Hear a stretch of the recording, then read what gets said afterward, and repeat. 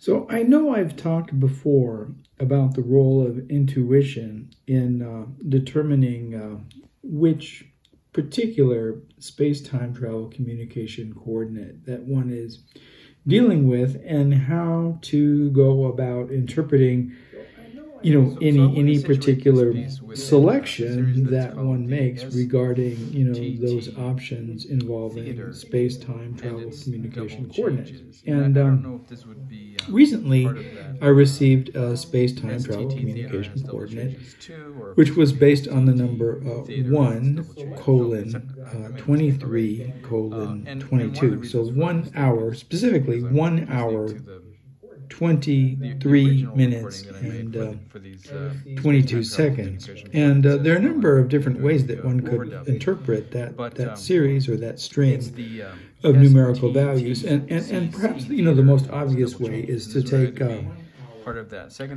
take the first hour and 22 minutes and interpret that as the numerical 23 minutes rather, and interpret that as the numerical value 123, which designates this particular set in the simple, in quotation marks, playlist, the simple 360-degree playlist. This set Fugazi 13 songs and the numerical value 22 brings us to this particular song, and the same. And interpreting that that's sort of an aside. Grammatically, I suppose one could derive, the SAT, right, as an SAT test, or if one. Space-time travel communication. I'm being interrupted by the food. The food has arrived. Laurie has arrived with the food, so I'll have to quickly go through this. But that seemed wrong. And so I thought, well, what if we added the 23 and the 3 together, and we took the 1 as designating this set, and the 23, the 22, and the 1 here. I believe I added an extra N, and that's a mistake.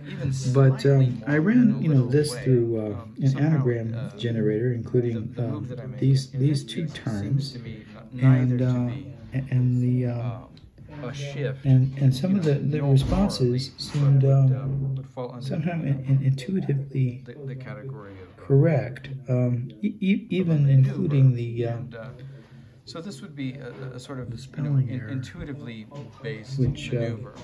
But what I suppose spelling errors are a form of intuition. So I know I've talked before about the role of intuition in determining which particular space-time travel communication coordinate that one is dealing with and how to go about interpreting. So I know So I want to situate this piece within a series that's called the STT Theater and its double changes. And I don't know if this would be part of that STT Theater and its double changes too, or if this would be STT Theater and its double change. Oh, I made a mistake already. And one of the reasons for the mistake is because I'm listening to the original recording that I made for these space-time travel communication coordinate sets while I'm doing the overdub.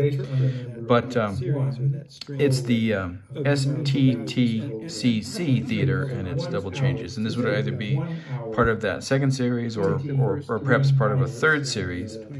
And I was thinking about this piece in relationship to intuition, which relates to one of the STTCC theater pieces, theater and its double changes pieces, that does deal with the role of intuition, and that piece, I believe, dealt with the role of intuition, and then that intuition was subject to a series of confirmations, and this this piece is not subject to the same conditions of confirmation in any way.